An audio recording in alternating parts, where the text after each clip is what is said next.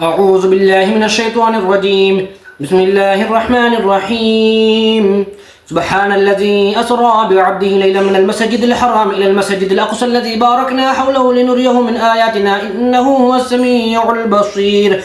وآتينا موسى الكتاب فجعلناه هدى لبني إسرائيل ألا تتخذوا من دوني وكيلا ذرية من حملنا مع نوح إنه كان عبدا شكورا. وقضينا إلى بني إسرائيل في الكتاب لتفسدن في الأرض مرتين ولتعلن علوا كبيرا. فإذا جاء بعد أولاهما بعثنا عليكم عبادا لنا أولي بأس شديد فجاسوا خلال الديار وكان بعدا مفعولا.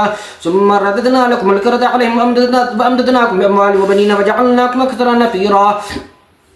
إن أحسنتم أحسنتم لأنفسكم وإن أسأتم فلها. فإذا جاء بعد الآخرة ليسوءوا وجوهكم وليدخلوا المسجد كما دخلوه أول مرة وليتبروا ما علوا تتبيرا. عسى ربكم أن يرحمكم وإن عدتم عدنا. عسى ربكم أن يرحمكم وإن عدتم عدنا فجعلنا جهنم للكافرين حصيرا. إن هذا القرآن يهدي للتي هي أقوم ويبشر المؤمنين الذين يعملون الصالحات أن لهم أجرا كبيرا وأن الذين لا يؤمنون بالآخرة أعتدنا لهم عذابا أليما. ويدعو الإنسان بالشر دعاءهم بالخير وكان الإنسان عجولا. وجعلنا الليل والنهار آيتين فمحونا آية الليل وجعلنا آية النهار مبصرة لتبتغوا فضلا من ربكم ولتعلموا عدد السنين بالحساب. ما خلق الله ذلك إلا بالحق يفصل الآيات لقوم يعلمون. ويدعو الإنسان بالشر دعاءهم بالخير وكان الإنسان عجولا. وجعلنا الليل والنهار آيتين فمحونا آية الليل وجعلنا آية النهار مبصرة لتبتغوا فضلا من ربكم ولتعلموا عدد السنين والحساب. وكل شيء فصلناه تفصيلا. وكل إنسان ألزمناه طائره في عنقه ونخرج له يوم القيامة كتابا يلقاه منشورا. اقرأ كتابك كفى بنفسك اليوم عليك حسيبا. من اهتدى فإنما يهتدي لنفسه ومن ضل فإنما يضل عليها فلا تزر وازرة وزر أخرى وما كنا معذبين حتى نبعث رسولا. وإذا أردنا أن نهلك قرية أمرنا متر فيها ففسقوا فيها فحق عليها القول فدمرناها تدميرا. وكم أهلكنا من القرون من بعد نوح وكفى بربك بذنوب عباده خبيرا بصيرا. من كان يريد العاجلة عجلنا له فيها ما نشاء لمن نريد ثم جعلنا له جهنم يصلاها مذموما مدحورا. ومن أراد الآخرة فسعى لها سعيها فهو مؤمن فأولئك كان سعيهم مشكورا. كلا نمد هؤلاء من عطاء ربك وما كان عطاء ربك محظورا. انظر كيف فضلنا بعضهم على بعض فللآخرة أكبر درجات وأكبر تفصيلا. لا تجعل مع الله إلها آخر فتقعد مذموما مخذولا.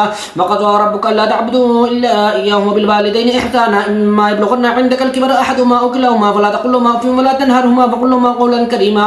واخفض لهما جناح الذل من الرحمة وقل رب ارحمهما كما ربياني صغيرا. ربكم أعلم بما في نفوسكم إن تكونوا صالحين فإنه كان للأوابين غفورا.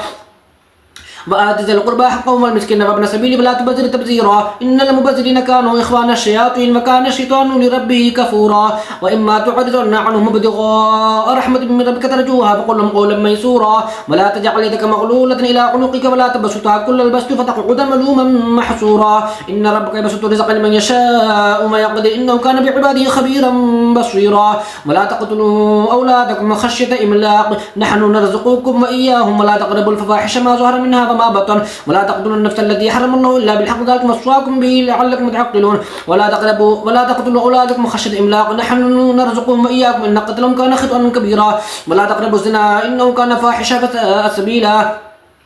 ولا تقتلوا النفس التي حرم الله إلا بالحق ومن قتل مظلوما فقد جعلنا لوليه سلطانا فلا يسرف في القتل إنه كان منصورا. ولا تقربوا مال اليتيم إلا بالتي هي أحسن حتى يبلغ أشده وأوفوا بالعهد إن العهد كان مسؤولا. وأوفوا الكيل إذا كلتم وزنوا بالقسطاس المستقيم ذلك خير وأحسن تأويلا. ولا تقف ما ليس لك به علم إن السمع والبصر والفؤاد كل أولئك كان عنه مسؤولا. ولا تمشي في الأرض مرحا إنك لن تخرق الأرض فلن تبلغ الجبال طولا. كل ذلك كان سيئه عند ربك مكروها. ذلك مما أوحى إليك ربك من الحكمة. ولا تجعل مع الله إلها آخر فتلقى في جهنم ملوما مدحورا. أفأسقاكم ربكم بالبنين واتخذ من الملائكة إناثا إنكم لتقولون قولا عظيما. ولقد صرفنا في هذا القرآن للناس من كل مثل فكان الإنسان أكثر شيء جدلا. ولقد صرفنا في هذا القرآن ليذكروا وما يزيدهم إلا نفورا. قل لو كان معه آلهة كما يقولون إذا لبتغوا إلى ذي العرش سبيلا. سبحانه وتعالى عما يقولون علوا كبيرا. تسبح له السماوات السبع والأرض ومن فيهن وإن من شيء إلا يسبح بحمده ولكن لا تفقهون تسبيحهم إنه كان حليما غفورا. ما آت ذا القربى حقه والمسكين وإذا قرأت القرآن جعلنا بينك وبين الذين لا يؤمنون بالآخرة حجابا مستورا وجعلنا على قلوبهم أكنة أن يفقهوه وفي آذانهم وقرا فإذا ذكرت ربك في القرآن وحده ولوا على أدبارهم نفورا نحن أعلم بما يستمعون به إذ يستمعون إليك فإذا هم نجوى إذا قالوا الظالمون إن تتبعون إلا رجلا مسحورا انظر كيف ضربوا لك الأمثال فذلهم فلا يستطيعون السبيلا وقالوا إذا كنا عظاما ورفاتا أئنا لمبعوثون خلقا جديدا قل كونوا حجارة أو حديدا أو خلقا مما يكبر في صدوركم فتقولون من يعيدنا قل الذي فطركم أول مرة فسينغضون إليك رؤوسهم يقولون متى وقل عسى أن يكون قريبا يوم يدعوكم فتستجيبون بحمده فتظنون إلا لبثتم إلا قليلا وقل لعبادي يقولوا التي هي أحسن إن الشيطان ينزغ بينهم إن الشيطان كان للإنسان عدوا مبينا ربكم أعلم بكم إن يشاء يرحمكم أو إن يشاء يعذبكم وما أرسلناك عليهم وكيلا وربك أعلم بمن في السماوات والأرض ولقد فضلنا بعض النبيين على بعض وآتينا داود الزبورا ولدعوا الذين زعمتم زبورا وندعو الذين زعمتم من دونه فلا يملكون كشف الضر عنكم ولا تحويلا أولئك الذين يدعون يبتغون إلى ربهم الوسيلة أيهم أقرب ويرجون رحمته ويخافون عذابه إن عذاب ربك كان محظورا ما من قرية إلا نحن مهلكوها قبل يوم القيامة أو معذبها عذابا شديدا كان ذلك في الكتاب مسطورا وما منعنا أن نرسل بالآيات إلا أن كذب بها الأولون وآتينا ثمود الناقة مبصرة فظلموا بها وما نرسل بالآيات إلا تخفيفا وإذ قلنا لك إن ربك أحاط بالناس وما جعلنا الرؤيا التي أريناك إلا فتنة للناس والشجرة الملعونة في القرآن لما نخوفهم فما يزيدهم إلا طغيانا كبيرا وإذ قلنا للملائكة اسجدوا لآدم فسجدوا إلا إبليس قال أسجد لمن خلقت طينا قال أريتك هذا الذي كرمت علي لئن أخرتني إلى يوم القيامة لأحرقن ذريته إلا قليلا قال اذهب فمن تبعك منهم فإن جهنم جزاؤكم جزاء موفورا واستفزز من استطعت منهم بصوتك فاجلب عليهم بخيرك فلجلك فشاركهم في الأموال والأولاد وعدهم وما يعدهم الشيطان إلا غرورا إن عبادي ليس لك عليهم سلطان وكفى بربك وكيلا ربكم الذي يزجي لكم الفلك في البحر لتبتغوا من فضله إنه كان بكم رحيما وإذا مسكم الضر في البحر ضل من تدعون إلا إياه فلما نجاكم إلى البر أعرضتم وكان الإنسان كفورا أفأمنتم أن يخسف بكم جانب البر أو يرسل عليكم حاصبا ثم لا تجدوا لكم وكيلا أم أمنتم أن يعيدكم فيه تارة أخرى فيرسل عليكم قاصفا من الريح فيغرقكم بما كفرتم ثم لا تجدوا لكم علينا به تبيعا ولقد كرمنا بني آدم وحملناهم في البر والبحر ورزقناهم من الطيبات وفضلناهم على كثير ممن خلقنا تفضيلا يوم ندعو كل أناس بإمامهم فمن أوتي كتابه بيمينه فأولئك يقرؤون كتابهم ولا يظلمون فتيلا ومن كان في هذه أعمى فهو في الآخرة أعمى وأضل سبيلا وإن كادوا ليفتنونك عن الذي أوحينا إليك لتفتري علينا غيره إذا لاتخذوك خليلا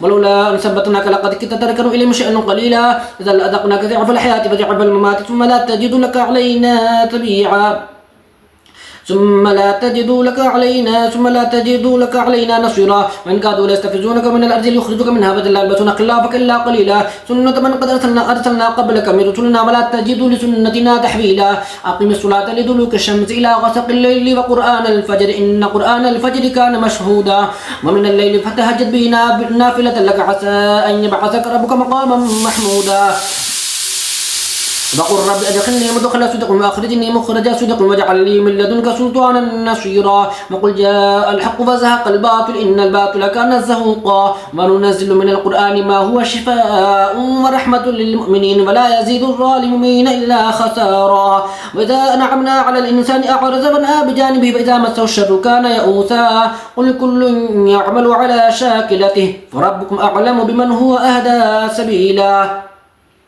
ويسألونك عن الروح قل الروح من أمر ربي وما أوتيتم من العلم إلا قليلا ولئن شئنا لنذهبن بالذي أوحينا إليك ثم لا تجد لك به علينا وكيلا إلا رحمة من ربك إن فضله كان عليك كبيرا قل إن اجتمعت الإنس والجن على أن يأتوا بمثل هذا القرآن لا يأتون بمثله ولو كان بعضهم لبعض ظهيرا ولقد صرفنا للناس في هذا القرآن من كل مثل فأبى أكثر الناس إلا كفورا وقالوا لن نؤمن لك حتى تفجر لنا من الأرض ينبوعا أو تكون لك جنة من نخيل وعنب فتفجر الأنهار خلالها تفجيرا أو تسقط السماء كما زعمت علينا كسفا أو تأتي بالله والملائكة قبيلا أو يكون لك بيت من زخرف أو ترقى في السماء ولن نؤمن لرقيك حتى تنزل علينا كتابا نقرأه سبحان ربي هل كنت إلا بشرا رسولا وما منع الناس أن يؤمنوا إذا جاءهم الهدى إلا أن قالوا أبعث الله بشرا رسولا ولو كان في الأرض ملائكة يمشون مطمئنين لنزلنا عليهم من السماء ملكا رسولا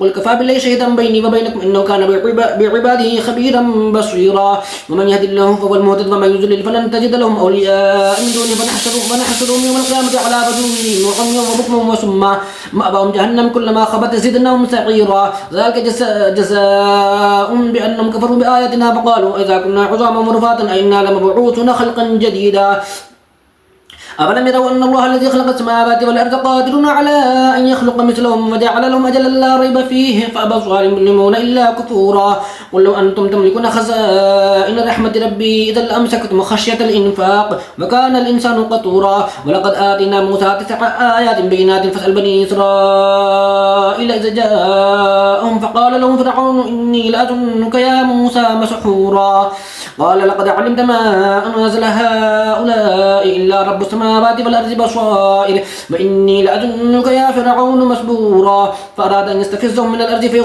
فأراد ربك أن يبلغ أشدهم قال لقد علمت ما أنزل هؤلاء إلا رب السماوات والأرض بصائر وإني لأظنك يا فرعون مسبورا فأراد أن يستفزهم من الأرض فأغرقناه ومن معه جميعا وقلنا من بعده لبني إسرائيل اسكنوا الأرض فإذا جاء بعد الآخرة جئنا بكم لفيفا وبالحق أنزلناه وبالحق نزل ما أرسلناك إلا مبشرا ونذيرا وقرآنا فرقناه لتقرأه على الناس على مكث ونزلناه تنزيلا قل آمنوا به أو لا تؤمنوا إن الذين أوتوا العلم من قبله إذا تتلى عليهم يخرون للأذقان سجدا ويقولون سبحان ربنا إن كان وعد ربنا لمفعولا ويخرون للأذقان يبكون فيزيدهم خشوعا قل ادعوا الله أو ادعوا الرحمن أيما تدعوا فله الأسماء الحسنى ولا تجهر بصلاتك ولا تخافت بها فابتغ بين ذلك سبيلا وقل الحمد لله الذي لم يتخذ ولدا ولم يكن له شريك في الملك ولم يكن له ولي من الذل وكبره تكبيرا. بسم الله الرحمن الرحيم الحمد لله الذي خلق السماوات والأرض وجعل الظلمات والنور ثم الذين كفروا بربهم يعدلون.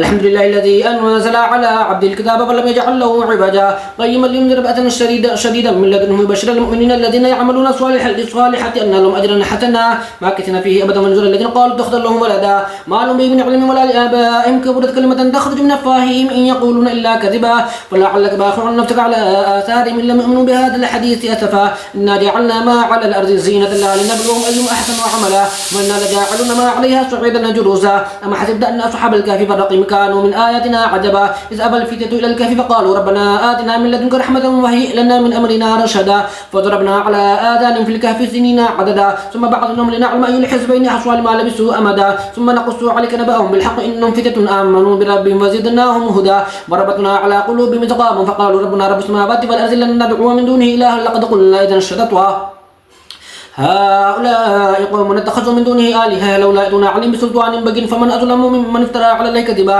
وإذ اعتزلتموهم وما يعبدون إلا الله فأبوا إلى الكهف ينشر لكم ربكم من رحمته ويهيئ لكم من أمركم مرفقا وترى الشمس إذا طلعت تزاور عن كهفهم ذات اليمين وإذا غربت تقرضهم ذات الشمال وهم في فجوة منها ذلك من آيات الله من يهد الله فهو المهتد ومن يضلل فلن تجد لهم وليا مرشدا وتحسبهم أيقاظا وهم رقود ونقلبهم ذات اليمين وذات الشمال وكلب باسط ذراعيه بالوصيد لو اطلعت عليهم لوليت منهم فرارا ولملئت منهم رعبا وكذلك بعثناهم ليتساءلوا بينهم قال قائل منهم كم لبثتم قالوا لبثنا يوما أو بعض يوم قالوا ربكم أعلم بما لبثتم فبعثوا أحدكم بفريقكم هذه إلى المدينة فلينظر أيها أزكى طعاما فليأتكم برزق منه فليتلطف ولا يشعرن بكم أحدا إنهم إن يظهروا عليكم يرجموكم أو يعيدوكم في ملة ولن تفلحوا إذا أبدا وكذلك أعثرنا عليهم ليعلموا أن بعد الحكم أن الساعة لا ريب فيها إذا تنازعون بينهم أمرهم فقالوا ابنوا عليهم بنيانا ربهم أعلم بهم قال الذين غلبوا على أمرهم لنتخذن عليهم مسجدا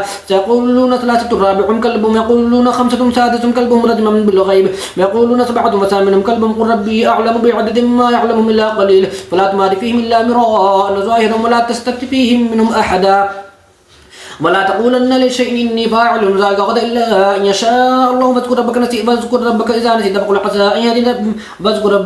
فقل عسى أن يهديني ربي لأقرب من هذا رشدا. ولبثوا في كهفهم 300 سنين فازدادوا تسعا. قل الله أعلم بما لبثوا له غيب السماوات والأرض أبصر به فاتم أعمالهم من دونه من ولي ولا يشرك في حكمه أحدا. واتل ما أوحي إليك من كتاب ربك لا مبدل لكلماته ولن تجد من دونه ملتحدا. واصبر نفسك مع الذين يدعون ربهم بالغداة والعشي يريدون وجههم ولا تعد عيناك عنهم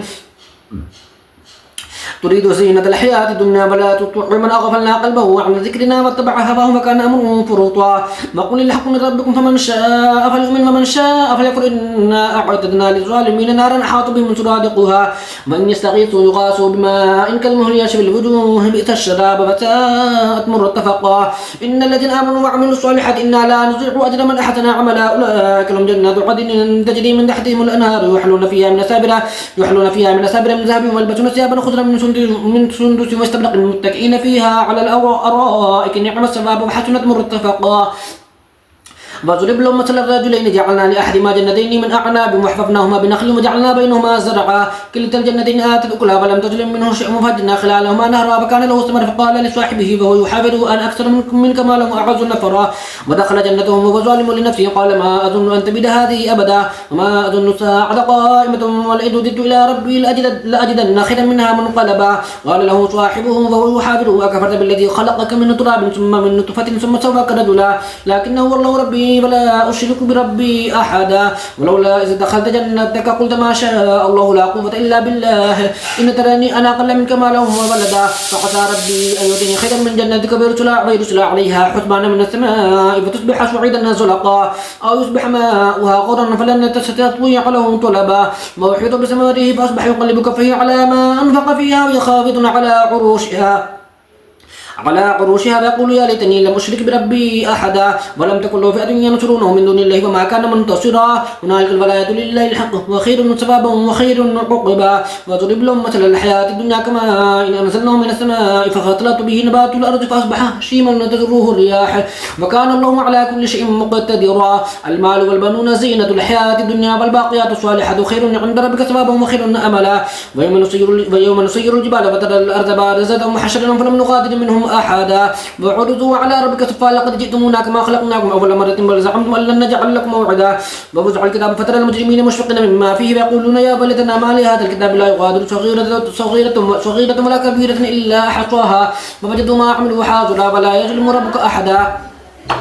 وقلنا للملائكة اسجدوا لآدم فسجدوا إلا إبليس كان من الجن ففسق عن أمر ربي أفتتخذونهم وذريته أولياء من دوني وهم لكم عدو بئس للظالمين بدلا. ما أشهد مخلوق السماوات والأرض ولا خلق أنفسهم وما كنت متخذ المضلين عضدا.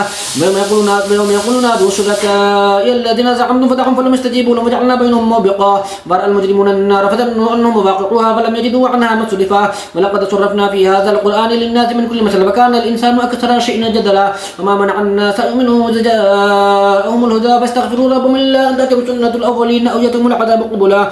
وما نرسل المرسلين إلا مبشرين ومنذرين وجادلوا الذين كفروا بالباطل ليدحضوا بالحق فاتخذوا آياتي وما أنذروا هزوا. ومن أظلم ممن ذكر بآيات ربه فأعرض عنها ونسي ما قدمت يداه إنا جعلنا على قلوبهم أكنة أن يفقهوه وفي آذانهم وقرا وإن تدعوهم إلى الهدى فلن يهتدوا إذا أبدا. وربك الغفور ذو الرحمة لو آخذوا بما كسبوا لعجل لهم العذاب بل لهم موعد لن يجدوا من دونه موئلا. وتلك القرى أهلكناهم لما ظلموا وجعلنا لمهلكهم موعدا.